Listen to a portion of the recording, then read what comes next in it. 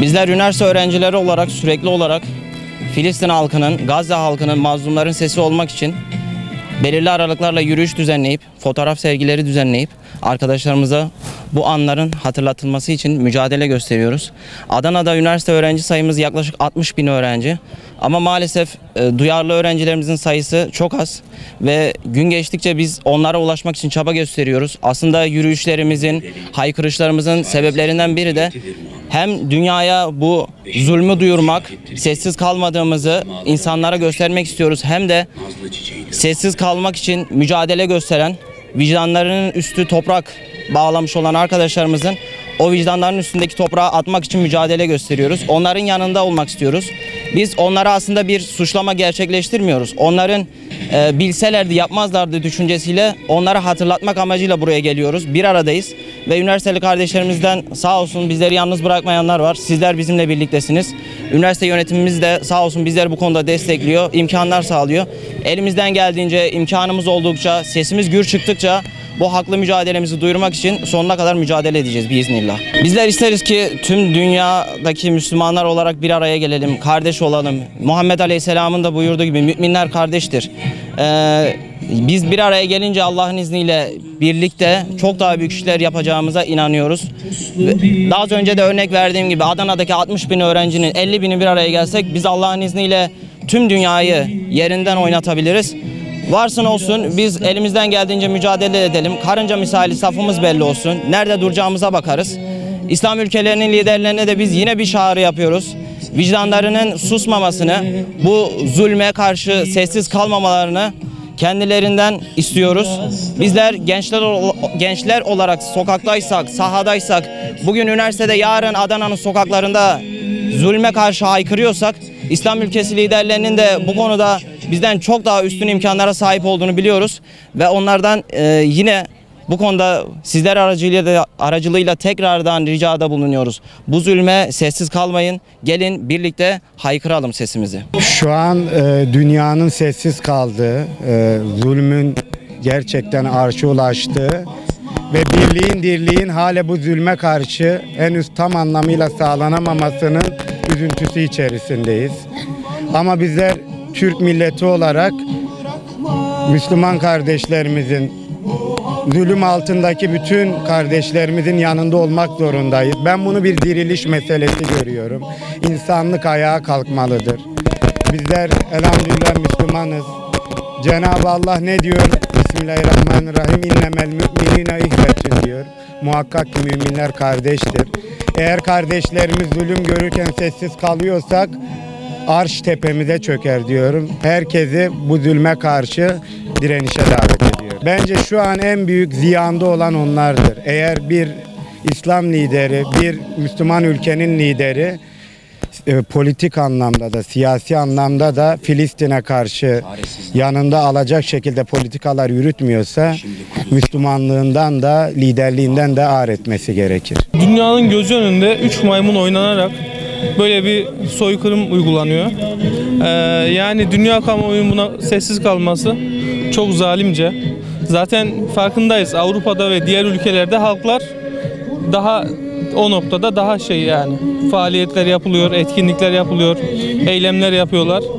Sadece biraz üst kademelerde onların bir suskunluğu var. Özellikle İslam ülkelerindeki liderlerin bu suskunluğu, yani hiç ne dine uygun ne insanlığa uygun. Ne yazık ki şu anki yeni jenerasyonda bana dokunmayan yılan 1000 yıl yaşasın fikri var. Aslında bu bizim için de bir ses çıkartmak. Yarın bir gün onlara onu yapanlar bize gözlerini hiç kırpmadan yaparlar. Bu insanlığın sorunu, İslam'ın değil. Herkesin problemi. Bugün Gazze'de çok yoğun bir şekilde bir insanlık dramı yaşanıyor. Çok yoğun bir şekilde bir soykırım gerçekleştiriliyor. Soykırımı gerçekleştirenler belli. Terör örgütü İsrail tarafından Gazze'deki kardeşlerimize çoluk, çocuk, kadın, yaşlı, genç demeden, taş üstünde taş bırakmadan aynı şekilde vahşet verici, dehşet verici şekilde bir soykırım yaşanıyor. Bugün günümüz dünyasına baktığımız zaman Avrupa Birliği, keza aynı şekilde Birleşmiş Milletler çifte standart uyguluyor. Burada bir acınası durum daha gözlemliyoruz. İslam dünyasına baktığımız zaman, çok açık konuşayım, İslam dinimin adaletli duruşundan aldığım cesaretle konuşuyorum. Bugünkü İslam ülkelerine. Gazze çocuk mezarlığına döndü. Neyi bekliyorsunuz? Her gün biraz daha Gazze'deki çocukların, kadınların ölmesini mi? Çok acınası bir durum. Rabbimden, Yüce Allah'tan Müslümanlıkla yoğrulan yurdu her daim Müslümansız bırakmamasını niyaz ediyorum. Globalleşen bir dünyada yaşıyoruz. Eğer ki burada bir konser var denilse, açık konuşmak gerekirse, eğer ki burada bir konser var arkadaşlar denilse, burada 200 kişi, belki de 300 kişi, belki de 500 kişi toplanabilirdik. Ama ne yazık ki Filistin, söz konusu Doğu Türkistan, söz konusu Arakan, söz konusu mazlum milletler, mazlum coğrafyanın zulüm gören kardeşlerimiz olduğu zaman maalesef böyle bir acınası durumla karşılaşıyoruz. Aslında kopukluk buradan başlıyor. Aslında birlik beraberliğin bir nebze olsun kırılganlık yaşadığı dönem aslında buradan başlıyor. Buradan baş gösteriyor. Yani şu mantık var. Biz oraya toplanınca elimize ne geçecek? Elimize çok şey geçecek. Elimize niye öyle bir şey geçecek? Çünkü biz buraya, bizim imanımız şayet buraya getirmiyorsa ilk başta kendimizi sorgulamamız lazım. Haksızlık karşısında susan dilsiz şeytandır. Yani o yüzden tepkimizi geniş anlamda burada verilmesi gerekiyor ki buradan alınan cesaretle de oradaki mazlum coğrafyada yaşayan kardeşlerimiz bizden aldıkları cesaretle hareket etsinler. Biz o güveni aşılamak için buradayız. Valla söylenecek sözlerin tükendiği noktadayız. Zaten malumunuz son 2 yıldır bu yaşanan soykırım, yaşanan bu katliam, bu zulüm insanlık namına yazılmış en kara leke olarak tarihe geçiyor. Ve insanlar buna gün be gün şahitlik etmesine rağmen kimse kalkıp da bu savaşı durdurmak adına bir harekete geçmiyor. Bizim belki bu konuda elimize silah alıp oraya gitme gibi bir imkanımız şu anda yok. Ancak elimizden bayrakları sallayıp slogan atmak geliyorsa gerekirse bunu da yaparız. Silah tutuyorsa elimiz ve imkanlar varsa, kapılar açılırsa biz gerekirse onu da yaparız.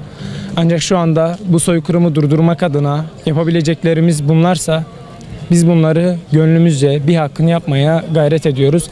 Allah zaferi görmeyi bizlere nasip etsin. Boykot hususunda bunun İslami bir meseleden ziyade insani bir mesele olduğunu düşünüyorum. Yani biz Müslümanlar olarak boykota elbette dikkat ediyoruz. Ancak bazı gayrimüslimler bu konuda hassasiyetlerine rağmen bir takım Müslüman diye geçinen şahıslar, en azından Müslüman olanlar bu konuda gayrimüslimler kadar bile hassasiyet göstermeyebiliyor. Bu bizi incitiyor açıkçası. Yani biz zaten bir zahmet boykot yapalım ama gayrimüslimlerin boykot yaptığı halde Müslüman kitlenin boykota destek olmaması inciten ve üzen bir durum. Yani bilmiyorum, belki de komşusunun çocuğu, yeğeni, evladına böyle bir şey yapılsa, gözleri önünde bir başkası buna destek olsa tahammül edemeyecek. Ancak kendisi bir başkasının çocuğuna bunları gözü kırpmadan ya bununla ne olacak, benim içmemle mi olacak, 1 liralık bir ürün alt tarafı bir sakız, bir kahve ne olacak deyip bu şekilde önemsiz bir şeymiş gibi görüyor. Bu da bizi açıkçası yaralayan ve üzen bir mesele. 1 lira değil, 1 kuruş dahi aslında onlara gitmemeli diye gayret etmeliyiz hep birlikte.